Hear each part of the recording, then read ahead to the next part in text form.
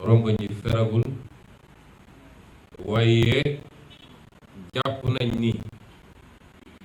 ñoom ñooñu dem lii woon seen gëm-gëm ak seen bëgg-bëgg ci Sénégal ba fu ma musa ne ña nga fa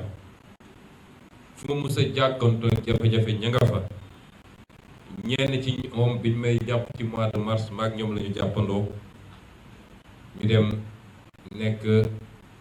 brigade de section de recherche pendant 5 jours kon bu dee mbir bi tolloon na leen foofu niñ leen mu ne delloo njukkal mooy du tëju di jooy waaye li taxoon ñuy yëngatu ak li woon seen gëm-gëm ñu fexe ba tey ñu gën a dëgëral taxawaay ba loolu sotti te loolu mooy lii kon defe naa wax ji nit ñi tënk nañ ko ba noppi tey ci suñu recensement président Déthié jotul woon dugg ci détail bi waaye defe naa Matam Gorée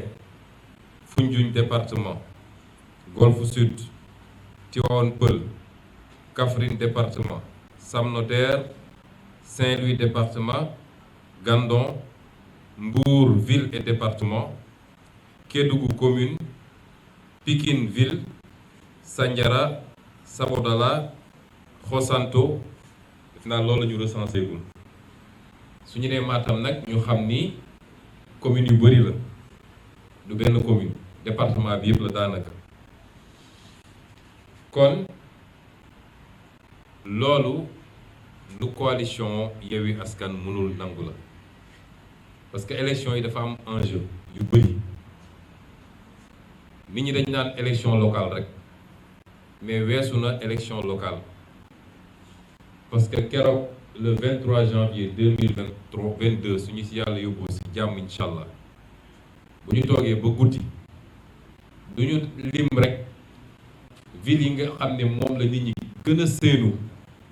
kan moo ko gañe du ñu lim rek kenn ku nekk ñaata commune nga gañe waaye dañuy boole lim ne kenn ku ne ban pourcentage nga am ci vote bi ku ne woon amoon naa 58 pour cent ndax da ngaa des 58 pour cent wala wàcc nga 50 wala yaa ngi 40 kon commune bu ne rek commune bu am importance la ci nit ñi amul commune bu ñu xeeb boo gañewul it la nga fay fortaatu ci ay voix day ñëw ci cagnotte nationale bi bu ñu waree def le décompte moo tax Yewwi Askan Wi góor-góorlu ba investir fépp xam ngeen investir fépp yombut coalition yi ko mën bëriwul de liggéey bu rëy a rëy la ci ay fani fan wala ay weeri weer ay guddi yoo xam ne nelawuñu loolu di liggéey bu ndaw parce que dañu xamoon lan mooy enjeu bi ne waruñoo xeeb benn voix te lii ñuy doxal nii commune boo newul rek 0 voix nga fa am kon fu toll ni Mbour nga xam ne ci électorat yu gën a rëy mag la fii ci Sénégal ñu ne la Mbour googu 0 voix lañ la fa bëgg a defal loolu Yewwi Askan Wi mënu koo nangu xalaatuñu ko nangu kon lii ñu bëgg a teg duñ ko nangu liggéey boobu nga xam ne liggéey nañ ko ci ay weer laa wax liggéey ko ay at lu ne ñu daj ko ba egsi fii duñu nangu ñëw ba tey benn préfet wala benn sous-préfet toog fële ne moom ci loo xam ne tegul ci fenn mooy xëy rek far loolu est-ce que sous-préfet yi xam nañu le travail bi nit ñi di abattre ba war a mun a andi dossier teg ko seen table est-ce que ñoom xam nañ ko est-ce que sous-préfet yi xam nga moi j'ai été fonctionnaire je connais la fonction publique mais bokk na ci li ñu war a xoolaat ci formation fonctionnaire bi mooy ñu génne ko ci cadre bureau bu muy tëju mu xam li mu war a gérer li mu war a régir environnement socio-culturel bi ne ci autour yépp parce que préfet wala sous-préfet bu toog bureau xamoo fu nit ñi jaar ba egsi xamoo lu ñu daj nga ñëw ñu jox la ay ndigal ngeen jéggal ma mais ñu mel ni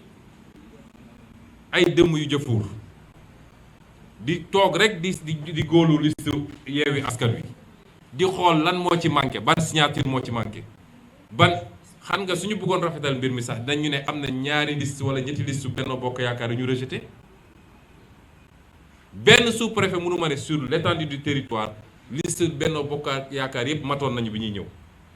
sànq wax naa ko sous-préfet Guédiawaye nee naa ko on va te poursuivre personnellement parce que amul droit rejeté te jaarul sax ci commission te lim bañal liste Yewwi Askan Wi mu ngi koy nangul yeneen liste yi parce que liste yëpp a ñëwoon ak dossier yu manqué as tuut mu nangul leen ñoom ñëpp ñu andi seen liste daal di bloqué bi Yewwi Askan Wi te ñu ngi ci délai yi loolu forfaiture la moo tax ñoom dañ leen di poursuivre pénalement et à titre individuel Sénégal nag li fi nar a andi fitna mi ngi jóge ci ñaar ba ñetti catégorie chaque jour ma wax ko administration territoriale néewuñu ñëpp de suba nga gis leen ñu génn waaw song na administration waaye préfet sous-préfet nga xam ne c'est des ñu ci bëri c'est des démembrements de l'APR su élection jotee ñoom bokk nañ ci liy taal réew mi te catégorie bu nekk nag nañu xam ni réew mi bu tàkkee ñoom duñ ci mucc organiser élection jafewul nañu impartial tolloo leen ñëpp élection yi jaar yoon mais gérez vos petites carrières personnelles nomination pour quelques milliers de francs de plus promotion boo gis quelques milliers de francs de plus la nga war a sànq réew mi ngir loolu dafa war a jeex Sénégal duñ ko nangu ñaareel catégorie bi mooy les forces de défense et de sécurité wala ñi leen di commandé bokk nañ ci ñi a yàq réew mi te ñoom ñoo waroon a garantir sécurité ak stabilité réew mi gis ngeen li xew barki démb Ziguinchor ba ñu njëkkee attaqué bougé wuñu parce que dañ ñoo bett deuxième round bi mu amee ñu duma leen ba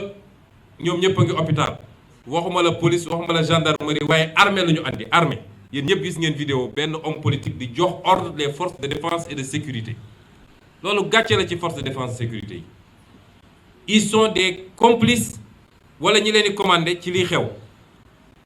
parce que lu am yëg nañ ko xam nañ ko suñu yaakaaree rek ni waa Benno Bokk Yaakaar dinañ jël le dessus ci l'opposition du ñu bouger fa ñu toog la ñuy toog joxe ay ordre ne gars yi bu leen bouger waaye bu duma bi méttee ci beneen côté bi rek nga gis léegi armée sax la ñuy génne armée nationale pour protéger waa Benno Bokk Yaakaar loolu du yoon na jeex ci réew mi kenn ëppalwul kenn fii ci réew mi Macky Sall lan la as nit dong la mandat lañ ko jox mandat bi jeexee mu dem li mu bëggoon nag créer une terreur généralisée ba kenn du ñeme loolu wëlbatiku ci moom ba tey c'est lui qui l'a terrorisé ndax yow soo demee ba sa titre foncier yaa ko woowee noonu yaakaaroo lu dul ci ay jënd ay nit pour saboter ay liste parce que bëggoo compétition am fa kooku il est terrorisé looloo fi am ñetteel catégorie bi moo waxaat ko mooy la justice sénégalaise nañu delloo seen xel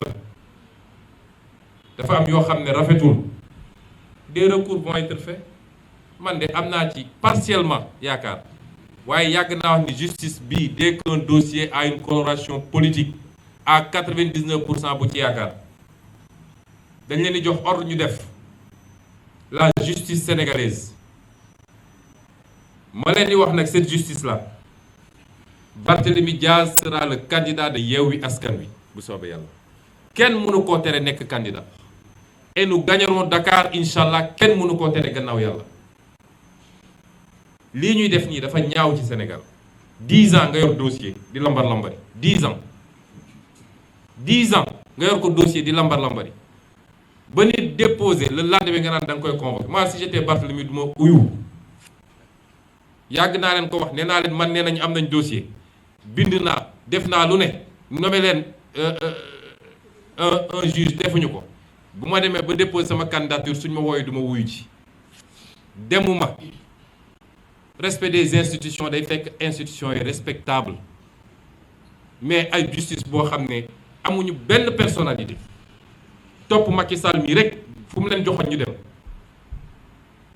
loolu dafa war a jeex réew mi te kenn du ko nangu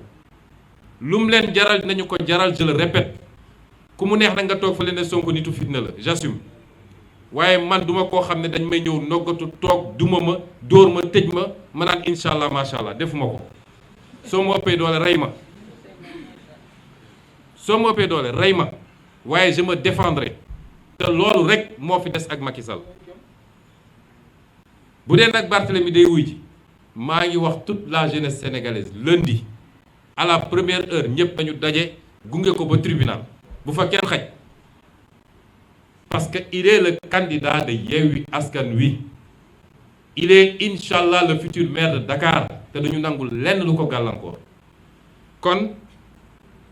sama wax du gudd j'appelle toute la jeunesse sénégalaise tous les Sénégalais épris de justice ñu jóg def face à ces forfaitures là élection dañu war a bàyyi ñi war a compétir le peuple tànn fenn foo xañ ci loo xam ne tegul ci yoon nga xañe fa ab liste élection foofu amu fa dangaa créer les conditions d'une victoire sans adversité te nag fu mu ko def dinañ jël tout suñuy matuwaay yépp pour foofu élection bu mu fa am lépp dinañ ko assumer te man maa ko wax fii donc na ñépp jël seen responsabilité parce que ces forfaitures avec la complicité de l'administration avec la complicité à venir de la justice sénégalaise te lu mun ci am le commandement des forces de l'ordre ànd ak ñoom di leen défendre di exposer leurs adversaires politiques loolu lenn moo ko mën a faj mooy que le peuple soit debout j'appelle le peuple à être debout pour qu'on mette fin à ces forfaitures. Je vous remercie. Merci président Sonko. Je donne la parole au président Ababacar Sall, Khalifa Ababacar Sall. Et on en aura terminé avec le point de presse. Merci beaucoup. Jërëjëf Habib.